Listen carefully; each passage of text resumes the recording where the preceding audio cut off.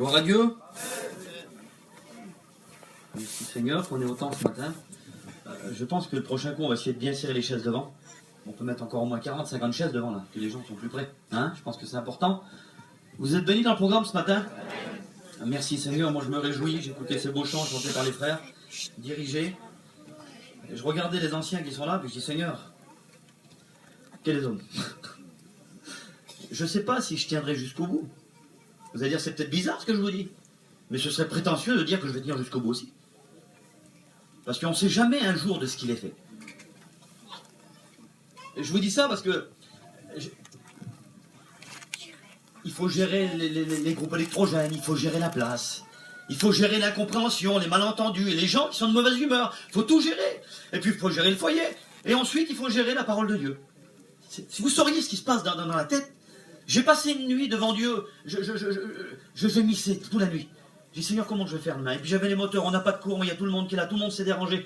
Et il y a tous ces gens qui sont venus des besoins. Il y a combien de besoins qui sont là ce matin?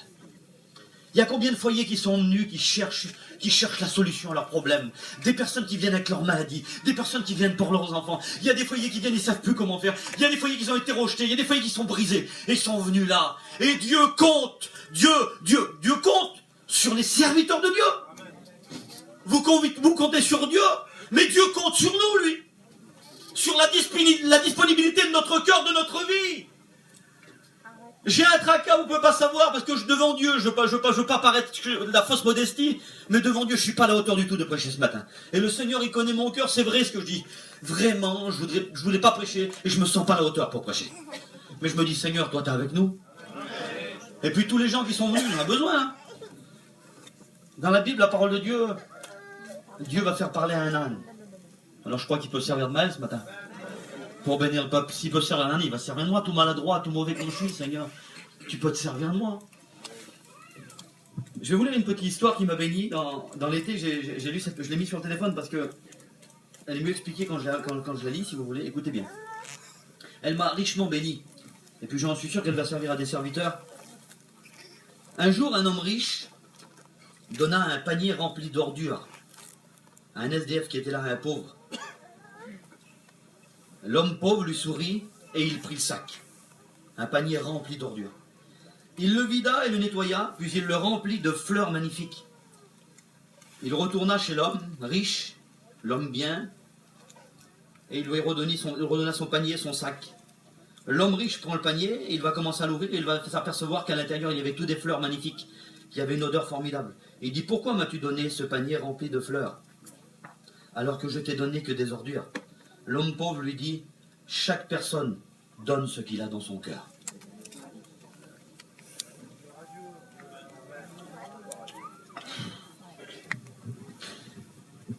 J'ai pas toujours donné des fleurs, Seigneur. J'ai pas toujours donné ce qu'il faut. Et puis derrière la parole de Dieu, là, tout de suite, je me vois tel que je suis. Il y a pas. Je me dis, Seigneur, je suis pas à la hauteur. Combien de fois, des fois, il y a des mots qui ont sorti, des ordures qui ont blessé les gens, des choses maladroites avec une mauvaise odeur. Et puis malgré tout ça, lui, dans son amour divin, nous pardonne. Et il est encore ici, nous assemble ensemble pour construire, guérir, édifier, pardonner. C'est son désir ce matin. Vous savez, j'ai un mot sur mon cœur, il est tout petit, je serai peut-être trop simple pour certains. Mais je veux pas être compliqué, j'ai pas les moyens d'être compliqué, j'ai pas été à l'école, j'ai pas été dans des grands collèges non plus. Faut faire ce qui je suis. Je descends d'un foyer ordinaire, je descends d'un père serviteur de Dieu, j'ai pas été élevé dans la théologie, je dormais dans un camion tout petit, mon père n'avait pas beaucoup d'argent, mais on a connu Dieu, on a vu des belles choses, on a vu des choses formidables. Je voulais vous parler d'une expérience que j'ai vécue, qui m'a marqué, dans la nuit j'y pensais. Il y avait une belle réunion comme ça, mon père organisait, il avait un petit chapiteau de 15 mètres. Il y avait Sam Bibop qui était là avec lui et il tournait du côté de Dunkerque, Calais, c'était ses pays le Nord. Ah, ça intéressait pas beaucoup de monde, il tombait que de l'eau. Mais lui là-bas, il avait une direction, il travaillait beaucoup avec les églises, des sédentaires. Et puis un jour, quelle beauté Seigneur, les dons spirituels pour les serviteurs de Dieu. Un jour, il y avait une réunion, des sédentaires étaient venus, et puis le petit chapiteau, une tente, elle était remplie. Elle était remplie de monde. Et puis mon père il avait fait sa réunion, et puis c'était trop bien, et puis d'un seul coup les sédentaires rentraient chez eux, et puis la réunion tout le monde était debout comme hier, moi je méditais chez moi hier, j'étais avec vous dans le programme, j'étais pas là hier, j'étais fatigué, hier je l'ai su il y a pas longtemps que je prêchais, donc je me suis mis devant Dieu, et puis Quand le programme est fini, de la réunion, écoutez bien ce qui s'était passé. Hein. Il y avait une femme qui était passée à côté de mon père, elle l'avait croisé. Je vous explique ça parce que c'est particulier ce que je veux vous dire. Hein. Elle avait un foulard sur les épaules. C'était une chrétienne sédentaire, d'après elle, elle était chrétienne. Regardez ce qui s'était passé. Et quand elle est passée, qu'elle a croisé simplement son regard, tout le monde était là, cette dame, elle a commencé à s'enfuir en se sauvant. Mon père a commencé à courir après elle. Tout le monde l'a regardé, qu'est-ce qu'ils ont? Elle a monté dans l'auto, elle a essayé de fermer la clé, il a ouvert la porte, il l'a pris, il l'a tiré dehors, il l'a traîné par les pieds, puis il l'a ramené dans le chapiteau. Et puis d'un seul coup, il a assis sur une chaise, elle était possédée. Seigneur, de don, discernement des esprits. Beauté. Quelle beauté, un homme qui est rempli de Dieu, les choses qui se passent. Alléluia. Ça, c'est des choses qui existent réellement, ça. C'est pas du surnaturel, c'est réellement pour nous. C'est ce que l'on doit vivre, le surnaturel. J'écoutais le témoignage hier. J'écoutais le témoignage et ma femme hier, je dormais pas que ça m'expliquait le témoignage de Bibia avec sa fille. J'ai dit, Dieu, comment que ça m'a béni. Dans ma fatigue, comment que ça m'a béni de voir des belles choses comme ça. Mais c'est ce que l'on doit voir en Dieu, ça. Amen. On est appelé à voir ces choses-là en Dieu. On est appelé à vivre des constructions ici, des foyers brisés, rétablis, des miracles, des personnes qui étaient malades, qui sont guéries. Pourquoi nous sommes ici? Combien de réunions qu'on vit? Combien de réunions qu'on vit dans l'année? Combien de prédications dans l'année? Mais qu'est-ce qui se passe des fois? 10 prédications, 15 prédications, 20 prédications. Est-ce que c'est un message qu'on cherche vraiment? Vous savez ce qu'on a besoin ce matin?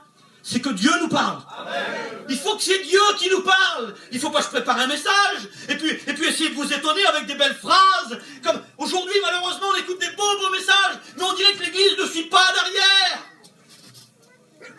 Il y a beaucoup de nourriture aujourd'hui, mais c'est pas toujours de la bonne nourriture qui est bon pour nous, pour notre nature. C'est pas toujours la bonne nourriture nécessaire. Mais les parents savent ce qui est bon pour les enfants. Ils savent ce qui est bon pour la croissance spirituelle. Et Dieu sait ce qu'il nous faut ce matin. Dieu sait ce qu'il nous faut ce matin. Alors, il y a un garçon, il m'a appelé hier. Et puis je me suis vu, et puis j'étais abattu sur mon coussin là, et puis il était 4, 5 heures, 6 heures, il préparait tous les garçons. J'avais été chercher le moteur, j'ai essayé de faire démarrer le moteur. J'étais entre deux, j'étais dans le message. Et puis j'étais tracassé, je dis Seigneur, j'y arriverai pas, je vais prêcher quoi, j'y arriverai pas. Et puis en plus ici, il y a plein de monde, il y a plein de besoins, et puis je suis pas à la hauteur, pas pour prêcher un ancien, un garçon qui a un message, mais pas moi, Seigneur. Et puis il y en a un qui me téléphone, il m'explique, et puis il m'explique ses problèmes. Il dit j'ai plein de problèmes, il dit je sais pas ce qu'il y a, il dit jamais autant de problèmes. Il dit j'en peux plus tellement j'ai des problèmes. Il dit ça fait toujours à son camion. Il n'a pas retrouvé son camion. Il a une petite auto, il fait attention. Ils ont reculé dans son auto hier, il était bien garé, ils ont mangé son auto.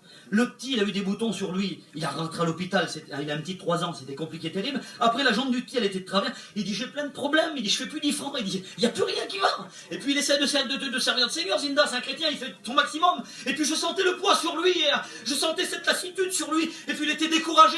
Et puis il y en a combien qui vivent ça? Il y en a combien qui vivent ça, cette situation-là, que plus rien ne va?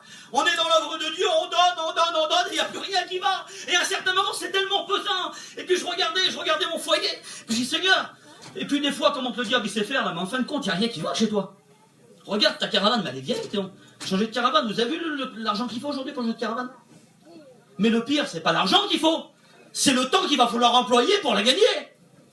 Le pire, c'est dans les pays qu'il faut aller, et puis négliger l'œuvre de Dieu, et puis après, on néglige certaines choses. Alors évidemment, on a le bon matériel, mais à l'intérieur, on est sec, il n'y a plus rien. Alors le store, il est bien tendu, il est droit, on a tout ce qu'il faut, le camion, les pneus sont cirés, mais notre vie à l'intérieur, elle est comment?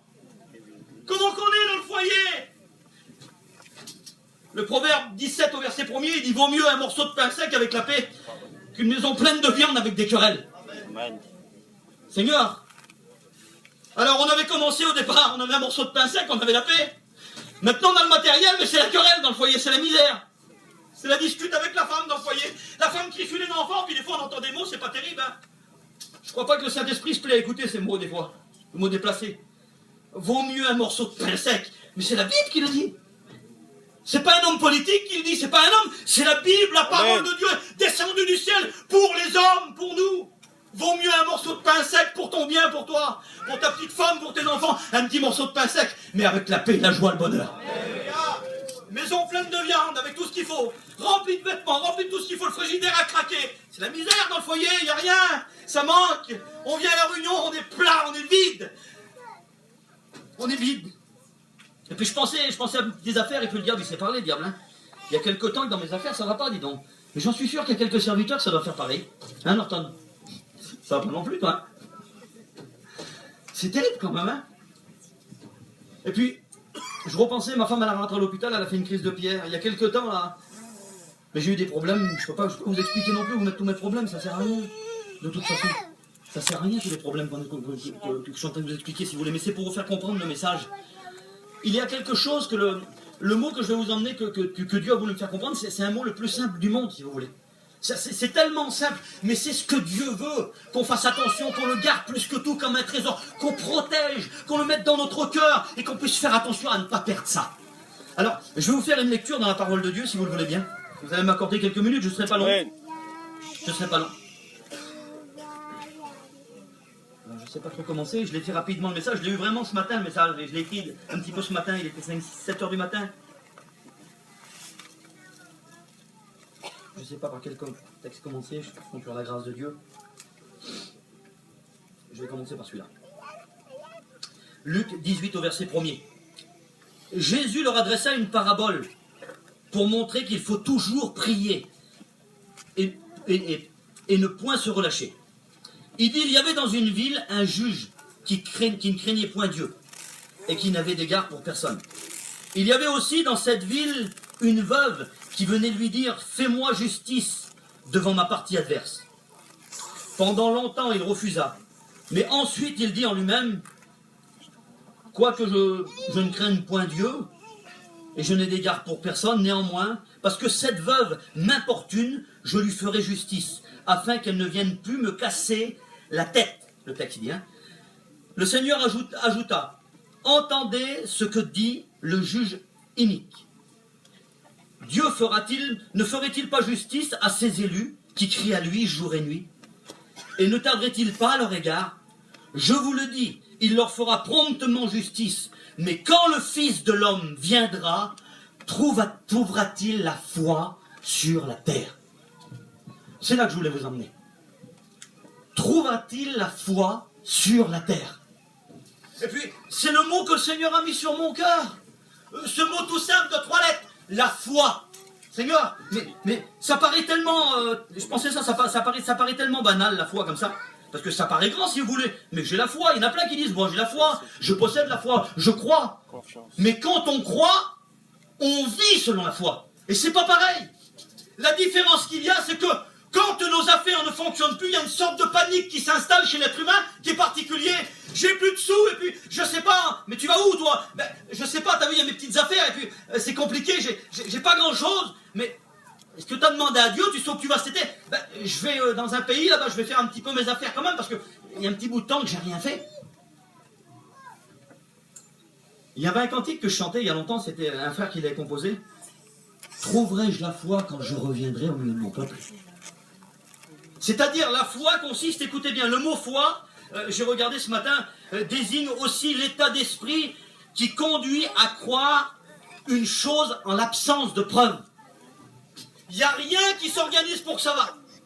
Mais moi, j'ai mis ma confiance, je mets ma foi, je mets toute ma famille, je prends ma famille avec. Et puis vous savez, j'ai pas grand-chose à manger dans le placard, il n'y a pas grand-chose dans les frigidaires, j'ai pas grand-chose à dépenser, mais je mets ma foi en Dieu. Alors la direction, c'est plus moi qui la décide où je vais, je me tracasse pas du reste, je mets ma foi en Dieu, parce que Dieu va pourvoir. Ça, c'est la réelle foi en Dieu. Mais c'est pas une foi facile. Parce que le diable a un rôle particulier, c'est de dévorer notre foi. Ça commence par la foi. Il y avait un garçon là, il se levait pour servir le Seigneur, il y a quelques temps en arrière. Il avait choisi des anciens et tout, et puis ça l'allait pas, ça coinçait, ça l'allait pas. Et puis là je l'ai revu, ben, il est même plus chrétien. Il dit ça a commencé, il dit j'ai un peu négligé, il dit j'ai perdu la foi, il dit j'ai plus de foi. Vous vous rendez compte, la foi de plus croire que Dieu va bénir, de plus croire il y a des malades, ils n'ont plus de vent. Ils ne croient plus à la guérison, ils ne croient plus qu'ils sont venus ici, ah je suis venu ici, je viens à la réunion, mais il n'y a plus cette foi en nous que Dieu va bénir. Il n'y a plus ce désir de croire que je vais venir ici, que mes enfants vont être rétablis, et puis que mon foyer va être rétabli, que mon mari va être rétabli, et que l'œuvre de Dieu va se faire. Je n'ai plus la foi. Je viens à la réunion, je m'assois, je chante des cantiques, mais il n'y a plus cette foi. Le diable est venu et il l'a pris. C'est un joyau particulier, la foi.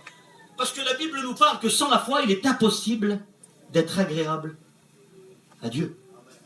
Seigneur, c'est quand même important la foi. Quelle importance la foi de croire quelque chose. Je le crois. C'est comme si que vous direz, moi j'ai 2 filles et mes 2 filles ne croient plus en moi. Dieu, mais quel mal ça pourrait me faire.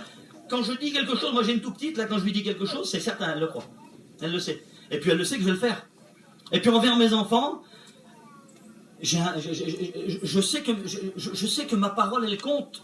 Je sais que quand je dis quelque chose à mes filles, je sais que ça compte. Je pèse mes mots avant. Quand je dis à ma fille d'accord, je t'emmènerai, ou je lui dis, je sais, quand Dieu nous promet quelque chose, j'aimerais vous dire qu'il ne tardera pas pour l'accomplir. Il y a plein de gens qui sont venus ici. Vous savez ce qu'il va falloir pendant cette semaine? C'est ce que le Seigneur mettait dans mon cœur. Il va falloir simplement la foi de croire que ça va s'accomplir ici. Il va falloir que vous ayez cette foi que vos problèmes, vos difficultés, vos malades, c'est ici, Seigneur. Gloire à Dieu. J'en peux plus, je suis fatigué. J'ai mangé mon argent dans l'été. J'ai été partout. Et le diable, lui, est déjà venu là. Il est déjà venu. T'es venu ici? Il n'y a pas de courant ici.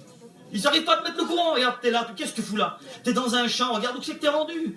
Et puis, t'aurais dû bien partir. T'aurais dû faire tes petites affaires. Regarde, ton camping commence à être vieux. Tu voulais changer tes affaires. Et puis, je me rends compte que le diable, il parle à tout le monde pareil. Et il y en a plein ici qui se voient là. On se rend compte que le diable a un langage. Et on peut le reconnaître. Il parle comme ça. Mais qu'est-ce que t'es venu faire ici? Regarde. Il y a un petit moteur qui alimente le chapiteau. On n'a même pas de courant. Les frigidaires tout font, toutes les affaires font. Mais qu'est-ce que t'es venu faire ici? Quel travail pour rien, quelle fatigue. T'es venu dépenser ton argent ici. T'es venu, t'as mis de l'essence et tu t'es amené jusqu'ici. Seigneur, comment que c'est comme ça? Le diable veut voler notre foi. Et s'il enlève notre foi, on n'aura plus de stabilité. On n'aura plus rien, on va se donner de gauche, de droite. Alors j'ai fait assez d'efforts comme ça, j'ai donné l'autre fois, puis c'est rien passé.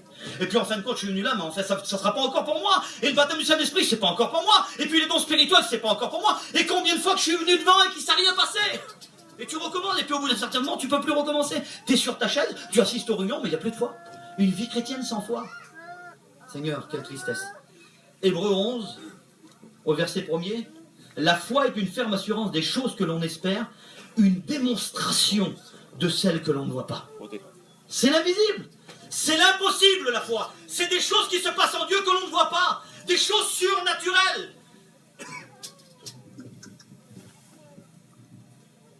J'aimerais que Norton m'explique l'expérience, que tu m'as expliqué l'expérience de cet été, que tu es parti sans argent. Viens.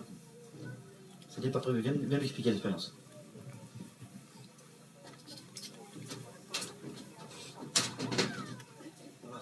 Expliquer, puisque mal il me demande de le faire. Alors au Seigneur, donc cet été je suis parti en mission et j'ai appris, vous savez, ça fait quelque temps que je sers Dieu, que je suis chrétien, j'ai appris à suivre Dieu et puis on fait des expériences avec le Seigneur. Vous savez, ce qu'on a besoin aujourd'hui, c'est de passer du temps avec le Seigneur dans la prière. Et puis un jour avec ma femme, je vous explique ça, un jour avec Fallon, on avait plein de problèmes. Et puis j'ai dit Fallon, on ne s'en sortira pas, et j'avais pris une feuille. Et j'avais tout marqué comme ça, les soucis, les problèmes. Et j'ai dit, on va faire quelque chose, on va se lever tous les jours, si tu veux, à 3h du matin, et on va prier pendant un mois. Et tous les jours, à 3h du matin, on mettait le réveil et on priait. Et puis au bout d'un mois, elle était découragée, on n'avait rien vu se passer. Et les 3 derniers jours, elle était en train de déjeuner le matin comme ça. Et alors qu'elle déjeunait, elle dit, Seigneur, ça sert à rien, qu'est-ce qu'on fait de prier à 3h du matin là? Et ça sert à rien qu'on se lève. Elle a reçu un texto, et sur le texto, il y avait écrit, quand tu te lèves pour prier, Dieu se lève pour agir. Et puis on a commencé à marcher comme ça par la foi, à faire des expériences avec le Seigneur, et je suis responsable de mission, et cet été je devais partir en mission. Et c'était compliqué d'aller dans le Midi, vous savez le Sud c'est des pays assez durs. Et puis tous les ans quand je pars en mission, je suis comme les collègues, tous les copains, on travaille toujours un petit peu pour partir, et puis ça, on fait une petite peinture, on fait toujours quelque chose, mais cet été, on fait une galère terrible, il n'y avait rien qu'à aller. Et puis j'avais un désir d'aller à la convention. Et puis je dis Seigneur, je voudrais aller à la convention, je mourrais pour aller à Gien. Il faut que je vais agir avec mon camping et 15 jours après on part en mission. Et puis elle, on va partir quand même. Elle dit comment qu'on va faire? On va avoir 150 € chez nous. Je dis comment qu'on va faire? Je dis ma femme, le Seigneur va pourvoir. On va partir et puis Dieu va étendre ses mains sur nous, tu verras, et pourvoir à tous nos besoins. Et puis on est parti de chez elle, j'ai pris mon témoin, je suis rentré à Tismont pour récupérer mon camping. Et quand je suis rentré dans le camping, comme ça, il y avait mes bibles qui étaient posées, et dans les bibles, il y avait une enveloppe avec 300 € dedans. J'ai pris les 300 €, j'étais à la convention à Gien.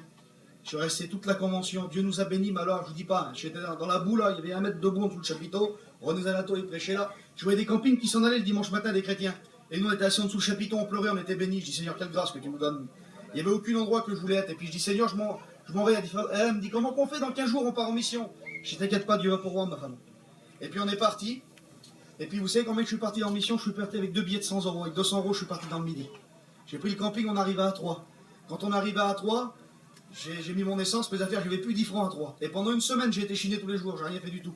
Et puis le samedi matin, j'ai dit Seigneur, il faut que tu me bénisses, comment je vais faire pour aller là-bas, il fallait qu'on va à Bourg-en-Bresse. J'ai dit comment que je vais faire. Seigneur me dit t'inquiète pas. Et puis je pose mon petit au marché, je le dépose au marché, il déballe les ceintures, le petit là, il a 11 ans mon petit, je le déballe au marché, puis moi je vais chiner autour.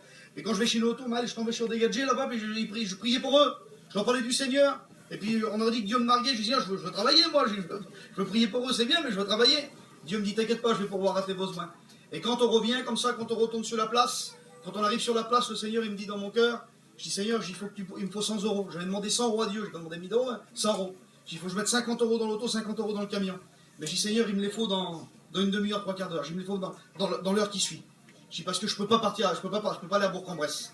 Et puis quand je suis arrivé sur la plage, j'ai posé mon camion, je suis descendu. Et là ma femme m'a dit, Norton, il y a une femme qui est venue, elle a amené une enveloppe. Sur l'enveloppe, il y avait écrit urgent pour Norton, il y avait 100 euros dedans. J'ai mis 100 euros, 50 euros dans le camion, 50 euros. Alléluia. J'ai été à Bourg-en-Bresse. Gloire à Dieu. Bourg-en-Bresse, avec les copains, on a chiné, on a travaillé, on a fait nos petites affaires. Et puis le samedi soir, je dis Seigneur, les copains me disent on prend l'autoroute et puis on va à Aix-en-Provence. Je dis Seigneur, il me faudrait 200 euros devant Dieu, ce que vous dites c'est vrai. Il faudrait 200 euros. Il y a arrivé des gadgets des assemblées de Dieu, des chrétiens, un espèce de pasteur avec sa famille. Ils sont venus et puis à la fin de la réunion, il est venu vers moi, il m'a donné 200 euros le pasteur. Il dit tiens, pour ton essence. Et puis ensuite, on a été dans le midi, on était dans le sud avec les copains là-bas, puis on a travaillé, on a fait nos affaires. Et je dis Seigneur, je vais à la convention. Puis tous les copains cet été me disent mais tu vas à la convention? Oui, je vais à la convention. Mais tout l'été, Dieu m'a nourri comme Élie, les corbeaux là. Et tous les jours, Dieu me donnait mon pain, ce que j'avais besoin. Et quand je suis arrivé à la convention, je suis parti avec un billet. Je suis arrivé à la convention, je vous dis sans rien. Je suis arrivé à la convention, plus de sous, plus 10 francs. Et l'autre, les copains me disent mais tu vas à la convention sans sous? Mais oui, j'y vais sans sous, Dieu va me dire. Et je suis arrivé à la convention et devant Dieu, j'avais plus de sous à la convention maintenant. Plus 10 francs. Alors j'avais un peu de pâtes, un peu d'affaires, on mangeait. Je dis Seigneur, comment je fais pour aller à Vernon? Comment je vais faire de partir de la convention? Parce qu'à la convention, tu peux pas les chiner, il y a des études le matin. Je dis Seigneur, comment je vais faire? Et un matin, je me suis levé. J'étais le matin comme ça et j'ai prié. Il était 8h du matin. Je dis Seigneur, ce matin, il faut que tu pourvoies à mes besoins. Et je pleurais. Je dis Seigneur, je ressentais la présence de Dieu. Et puis à ce coup, il y a une prophétie qui s'est levée. Et la prophétie, elle disait, j'avais pas prié à voix haute, j'avais prié dans mon cœur et je pleurais, j'étais béni. Le Seigneur me disait, j'ai écouté ta prière ce matin. T'as pas prié à haute voix. Mais j'ai entendu ta prière et je vais répondre à tes besoins. J'ai rentré à mon camping, je dis Seigneur, je pars dans 2 jours, comment que je vais faire? Où c'est que je vais trouver de l'argent? Parce que de la convention pour venir là-bas, comment on peut faire? Je vais vous dire, frères et sœurs, il y a une femme qui a traversé la convention à pied. Elle est venue, elle m'a amené une enveloppe de 500 euros. Devant Dieu, elle a traversé la convention. Elle a dit, je suis tourmenté depuis 2 jours, Dieu m'a dit de t'amener ça. Elle m'a donné 500 euros la femme. Gloire à Dieu. Écoutez-moi, et je suis arrivé avec les garçons, on s'est arrêté à Beauvais, là, on a fait la réunion avec les frères. Et puis voilà, je dis Seigneur, c'est terrible, j'arrive, je ouvre la vaisselle, dans la vaisselle, une enveloppe. Avec 50 euros dedans, j'ai même dans le vaisselle, il y a des sous devant Dieu. Gloire à Dieu. Dieu est Gloire à avec Dieu. nous. Gloire à Dieu. Dieu est avec nous, alors il te laissera pas, mon frère. Il pourra à tes besoins. T'as besoin d'un camping, il va t'en donner un. Mais cherche Dieu d'abord. Je vous bénisse. Gloire à Dieu. Ah, c'était pas prévu, hein. On se laisse diriger, gloire à Dieu. Mes frères et sœurs, ce que Dieu veut ce matin, c'est que notre foi augmente. Le mot que Dieu a mis sur mon cœur, c'est qu'il faut que la foi elle augmente. Il faut qu'on fasse confiance à Dieu. Il faut qu'on va laisser les choses de dehors dans cette semaine et on va s'occuper des choses de Dieu. Vous allez vous préparer à recevoir la bénédiction de Dieu. Vous savez, je pensais à David, le jeune David, quand il s'est levé le matin. Il se levait tout à fait normal, lui. Il gardait les moutons, et puis son père est venu chez lui, il a dit tu vas emmener à manger en bas à l'armée. Il ne savait pas, lui, il ne savait pas ce que Dieu avait préparé pour lui. Il avait préparé qu'il allait être le roi d'Israël. Il s'est levé tout à fait normal. J'aimerais vous dire que Dieu prépare des choses pour vous dans cette semaine. Dieu prépare des choses pour ceux qui sont dérangés, ceux qui sont engagés, ceux qui ont voulu venir ici. On a un Dieu qui est puissant. Alors je vous lis un autre texte de la parole de Dieu. Il y a un personnage dans la parole de Dieu que j'aimerais vous parler. On en parle toujours majoritairement pour les inconvertis, mais je vais en parler ce matin. Je ne peux pas faire autrement de vous parler de Jonas. Jonas, il a la même attitude que des fois on a des réflexions. On est en train de réfléchir sur nous-mêmes. Dans le livre de la Jonas, la parole de Dieu, au verset 1er, il est écrit « Lève-toi, Jonas, et va dans une direction, j'ai une œuvre pour toi. Va dans cette direction, chrétien, foyer, j'ai une œuvre pour toi là-bas. Il y a un foyer, il y a quelqu'un qui t'a appelé. Et puis souvent, il y a des serviteurs qui viennent, il dit j'ai besoin de ton foyer, tu sais. Tu peux venir nous aider, on va dans telle ville, dans tel endroit. Et puis après, tu réfléchis, et puis tu dis... Parce que la Bible nous dit là qu'il y a des projets extraordinaires pour Jonas. Mais la Bible nous dit que Jonas, il est assis. Et Jonas est en pleine réflexion. et puis réfléchis. Alors quand on commence à calculer là, il y a les assurances à payer. Ils sont bon marché les assurances là. Et puis il y a le camping de la petite. Et puis si je casse le camion demain. Et puis si demain, et puis si demain, et puis si. On se met un paquet de si. Ben, mais c'est même pas la peine quoi. On est en train de réfléchir au lendemain. Alors la foi en Dieu, elle est où? Il n'y a plus de foi en Dieu. On a mis notre foi dans le travail et en nous-mêmes. Si je vais travailler dans un pays, si je vais dans un endroit, mais Dieu a des plans pour Jonas. Si tu vas dans cette ville, à cet endroit, j'ai quelque chose. Et bien souvent, la peur de ne pas réussir dans nos affaires nous fait fuir le plan de Dieu. On fuit le plan de Dieu. Faut pas se mentir, faut pas essayer de paraître ce qu'on n'est pas. On fuit le plan de Dieu. Dieu a des plans, des projets, une direction. Combien de fois que j'ai vu des foyers partir en pleine mission? Devant Dieu, j'ai vu des foyers, on ne sait pas ce qu'il y a eu. Ils ont pris le camping, ils sont partis, directement. Qu'est-ce qu'il y a eu? Ben, il faisait rien, il y a au moins 4-5 jours, il n'a rien fait. Je dis, Seigneur, s'il serait comme moi, je fais 3 mois d'été, je fais rien. Il y en a plein qui fuient l'œuvre de Dieu comme ça. Dieu prépare des choses, des œuvres préparées d'avance. Et Jonas, vous savez ce qu'il fait? Il est assis, puis il réfléchit. Lui, il a une idée en tête, c'est la réussite. Il veut prendre le bateau, il veut descendre là-bas, jusqu'à Japon. Il descend, il veut prendre le bateau, puis c'est là-bas qu'alors l'argent. Alors il réfléchit, mais Dieu a un plan pour lui. Et partout que c'est qu'on va, vous savez, si c'est pas la volonté de Dieu, on sera rendu automatiquement à être jeté dans l'eau, passer par les problèmes, revenir à 4 pattes par terre en train de pleurer. Seigneur, pardonne-moi, je me suis trompé de direction. C'est la majorité qu'on fait toujours pareil. On recommence, et pendant des mois, et puis des fois on fait la même bêtise. Ce matin, le Seigneur voudrait que notre foi augmente en lui, à lui faire confiance. Je voudrais que la parole de Dieu allume en vous des flammes, que ça soit des flammes, dire Seigneur, je veux te faire confiance. J'en ai marre de baisser les bras au moment où ça va conclure, où ça va finaliser. Alors, il y a un homme aussi, un autre personnage dans la parole de Dieu, un texte qui me bénit, c'est dans les psaumes. Voilà, c'est le psaume 73. Asaph. Asaph est un auteur, compositeur, chanteur de chorale. Et il y a même un texte de la parole de Dieu qui dit qu'il prophétisait dans le temple. C'était un homme extraordinaire. Asaph, il jouait de l'instrument à cordes. Je crois qu'il en jouait 6 ou 7 différents, des instruments, toutes sortes d'instruments à cordes il jouait. C'était quelqu'un qui était vraiment, après l'œuvre de Dieu, quelque chose de particulier. Et lui aussi a passé dans la même attitude qu'on passe nous. C'est extraordinaire. Il a passé dans cette attitude à un certain moment de regarder, mais dire Seigneur, en fin de compte, tout réussit aux autres, mais jamais à moi. Comment ça se fait que c'est comme ça? Regardez, je vous fais la lecture. Le psaume 73. Oui, Dieu est bon pour Israël, pour ceux qui ont le cœur pur. Il dit toutefois, mon pied allait fléchir et n'ai pas été sur le point de glisser. Seigneur, quelle affaire. Il dit, je portais envie aux insensés en voyant le bonheur des méchants.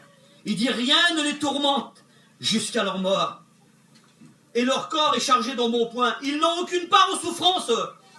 Et ils ne sont point frappés comme le reste des hommes. Vous avez jamais parlé comme ça?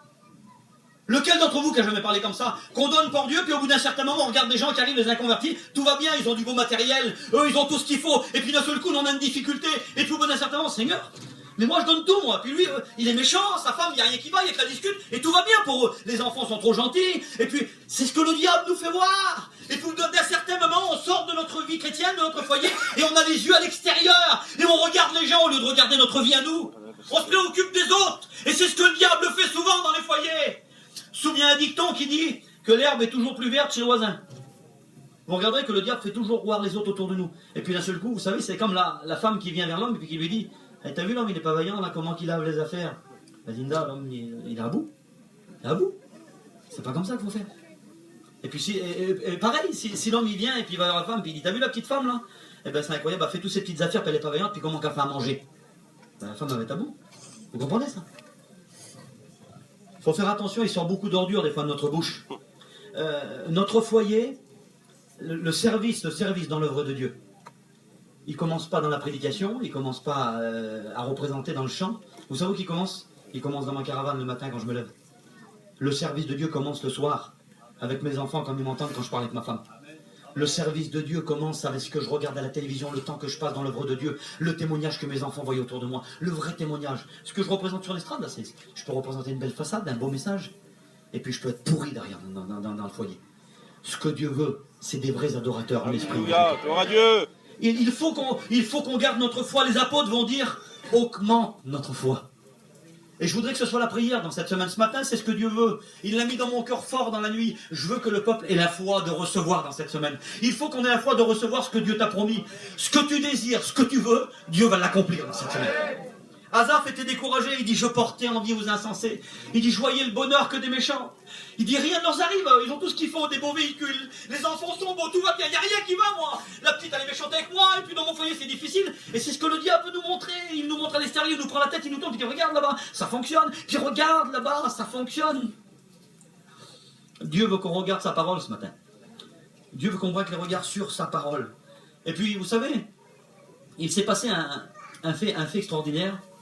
Et puis, je l'ai trouvé tout à l'heure, puis je dis, je vais en parler. Le diable vient voler les trésors que Dieu nous donne. Si vous sauriez les trésors que Dieu nous donne. Il nous donne des trésors. Alors évidemment, nous on voudrait voir de l'or, des pierres précieuses, parce qu'on veut toujours voir. Mais ce que Dieu nous donne des fois. Vous savez, quand on voit un garçon dans une famille, un garçon de 14-15 ans, qui est baptisé du Saint-Esprit. Quand on voit une jeune fille qui a 16-17 ans, et puis d'un seul coup le Seigneur la touche, qu'elle est remplie de l'œuvre de Dieu, et puis qu'elle vient avec ses parents, il a dit, ma mère, mon père, ça y est, j'ai accepté le Seigneur. Ça y est, j'ai rencontré Dieu. Mais c'est des trésors, ça, c'est des trésors qui sont inestimables. Pour certains, ça paraît pas grand-chose, mais quand on a des enfants à la maison qui ont 15-16 ans, qui connaissent pas Dieu, pour nous, ça n'a pas de prix.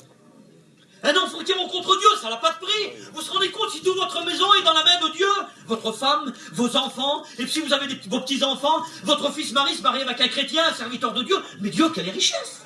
Mais qu'est-ce qu'on cherche? Après, on veut quoi? C'est ta réussite qu'on veut monter un magasin, c'est quoi qu'on cherche? Faut savoir ce qu'on veut. On a fait, quand on a passé par les eaux du baptême, on a dit Seigneur, je te suivrai partout où tu iras, dans les bons, dans les mauvais jours, et avec le temps on se tourne, et puis on change, notre parole a changé. Il y en a qui prient même plus pour leurs enfants qui ne sont pas chrétiens. Ils pensent même plus, les petits ne sont pas chrétiens, mais si le Seigneur revient. Ils ont 16 ans, 17 ans, 18 ans. On a fait une réunion à la convention avec Norton, avec Badi, pour la jeunesse. Il y a eu 27 jeunes qui sont donnés à Dieu. On a eu 38 baptêmes dans un Amen. Devant Dieu, vous voyez des enfants de l'âge 12, 13 ans, 14 ans, ils parlent en langue. Et puis partout, ça parle en langue. Il y avait une onction de Dieu partout dans le chapiteau. J'ai dit, Seigneur, mais quelle richesse! Que ça vaut le coup de souffrir, que ça vaut le coup, Seigneur, de dépenser certaines choses, certains moyens quand tu vois l'œuvre de Dieu agir. Que ça vaut le coup, Seigneur, de travailler pour Dieu. Et le diable, il vient, il nous décourage. Et nous, souvent, là, la difficulté, c'est qu'on mord dans le pain du diable. Il vient avec son pain, lui. Et puis il dit, regarde, c'est compliqué. Tes enfants grandissent, Maël. T'as une fille qui a un âge. Comment tu vas faire? Ça se marie pour y acheter un camping, tu vas prendre des sous. Et puis là, le doute, la panique, elle vient dans le camping, puis tu paniques. Puis Seigneur, j'ai pas grand-chose dans le placard, j'ai du mal à entretenir moi, s'il faut, on va acheter pour la petite. Et puis là, la panique, il sait faire la panique, lui. Il sait comment te prendre, il sait ce qui te touche. Et il vient certainement, puis il te parle. Mais tu sais bien, si tu vas dans ce pays-là, c'est vrai que c'est beau la mission, c'est vrai. Mais fais un petit peu tes affaires, puis après, tu pourras aller là-bas. J'ai vu combien de chrétiens, Seigneur, rétrogradés. Combien de chrétiens perdent la foi. J'ai vu des chrétiens tomber, j'ai vu des serviteurs de Dieu tomber. Plus de foi. Partir dans des directions que ce n'était plus la direction de Dieu. Un jour, Salomon, dans le temple, avait fait 500 boucliers d'or battus. Il avait fait faire, Salomon, 200 grands boucliers. Je vais vous faire la lecture, ça se trouve dans... Je vous fais la lecture, pour ceux qui ont la parole de Dieu. 2 Chroniques 9 au verset 15. Pour ceux qui ont la parole de Dieu.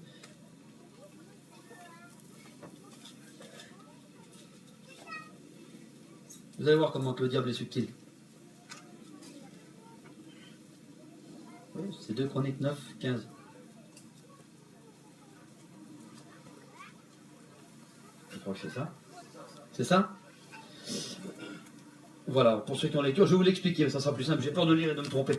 Salomon a fait faire 500 boucliers, et puis ils étaient, si vous voulez, d'une armature particulière, vraiment quelque chose d'important. Il en avait fait 200 grands, des boucliers, et il en avait fait 300 petits. Il recouvrait toute la pièce de Salomon, ils étaient tout en or massif. Et au bout d'un certain moment, quand il entrait, c'était un trésor particulier qu'il avait. Et la Bible nous dit qu'il y a un roi qui va entrer à l'intérieur de cette pièce. Et vous savez ce que le roi va faire à l'intérieur de cette pièce? Il va voler tous les boucliers d'or. Il va les voler un à un au fur et à mesure. Et il va commencer à bien les regarder. Et il va commencer à prendre les boucliers. Et il va commencer à faire de la contrefaçon. Il va faire les boucliers identiques qui étaient les mêmes en cuivre, en airain. Et la Bible nous dit que ce roi qui vient d'Égypte va les remplacer et va les mettre à la même place. Et quand on rentrait dans la même pièce, on avait l'impression que tout était recouvert d'or. Et qu'au bout d'un certain moment, il y avait des valeurs qui avaient changé. C'est que tous les boucliers qui étaient là, d'or, étaient changés par du cuivre. Le diable s'est tellement volé les bénédictions qu'on a. On vient toujours à la réunion, on s'assoit, on a l'impression qu'on est toujours le même, mais on sent qu'il manque quelque chose. Il y en a qui parlent plus en langue depuis longtemps, il y en a qui prophétisent plus. Il n'y a plus de prophétise. Ils prophétisent plus, il n'y a plus. C'est parti ça. Il y en a autrefois qui donnaient beaucoup dans les dîmes, ils ne donnent plus aujourd'hui. Ils réfléchissent, ils ont tellement de frais, et puis ils ont donné, puis ça ne sert à rien de donner. Et puis il y en a qui passaient du temps dans la prière, il n'y a plus. Ah, il y a toujours la vie chrétienne, il y a toujours le chapiteau, il y a toujours, j'aime bien les cantiques, j'aime bien la convention. Et puis au fur et à mesure, on s'est décalé des choses de Dieu. Autrefois, on passait tout le temps en mission. On passe 15 jours à un mois en mission, puis ça dépend de la mission où elle va. Ça n'a plus la même valeur. Dieu sait reconnaître les reins de l'or. Le cuivre, il y a une différence. À vue d'œil comme ça, nous on ne verrait pas dans la pièce comme ça. Mais quand Dieu, de son regard, quand il regarde, il sait reconnaître la valeur. Ce qui a de la valeur, ce qui est payé, ce que l'autre a mis de côté, ce que l'autre il a consacré, ce que l'autre il a payé, les moments de prière, les moments de consécration, les moments d'aller dans des pays, il y en a qui vont dans les pays étrangers, comme le frère Enoch, il y en a qui vont dans il y en a qui vont dans les églises, il y en a qui donnent pour les églises, il y en a qui donnent dans différents moyens différents. Mais au bout d'un certain moment, on donne plus, on fait plus. On vient à la réunion, puis c'est tout. On vient à la réunion, on s'assoit. Mais Seigneur, mais quelle valeur ça a aux yeux de Dieu? La vie qu'on avait autrefois, le texte de la parole de Dieu, il dit, ce que j'ai contre toi, c'est que tu as rejeté ton premier amour, la voie par excellence. Il y a combien de choses qu'on a perdues? Combien de choses que le diable aime nous voler? Le plus compliqué, vous savez, c'est que l'on ne le voit pas. Parce que le diable, il a remplacé des choses à la place. Seigneur, est-ce que ce serait possible que je ne le vois pas là? Est-ce qu'il y aurait des choses que le diable m'a pris? Des choses de valeur, d'une valeur certaine, d'une valeur que tu m'avais donnée, qui avait une valeur précieuse comme la foi, qui fait partie de ces choses précieuses comme ces boucliers, que le diable aurait enlevé et aurait remplacé. Donc on ne peut pas le voir, puisqu'il a remplacé. Alors vous savez ce qui s'est passé pour Asaph? La Bible nous dit, un peu plus bas, dans le psaume d'Asaph, au verset 73, il est écrit, écoutez bien, faire la lecture.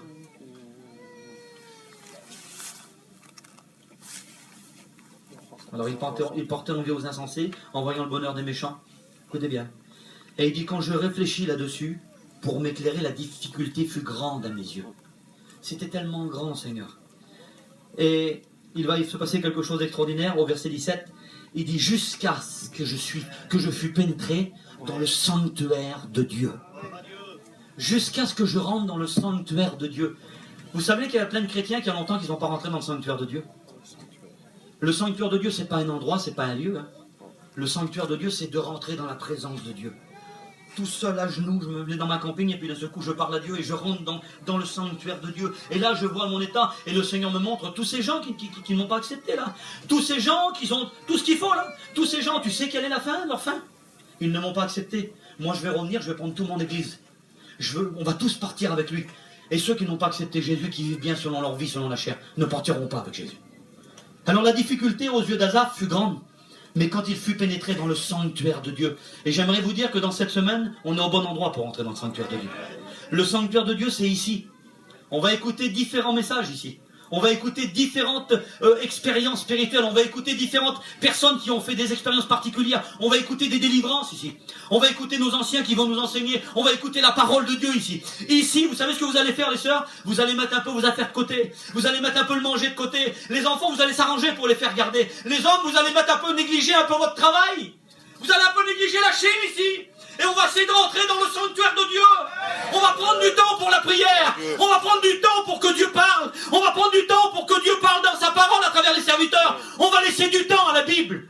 Est-ce que vous voulez ensemble qu'on soit bénis cette semaine? Alors on va faire un effort ensemble. On va rentrer dans le sanctuaire de Dieu. Pour que Dieu nous parle, pour qu'il ouvre nos yeux et pour que la foi puisse grandir. Alors voilà ce que j'avais sur mon cœur. Je veux pas essayer de faire plus. Je veux pas essayer de faire plus. Moi je vais pas faire plus. De toute façon, j'ai pas les moyens de faire plus. J'avais ce mot sur mon cœur.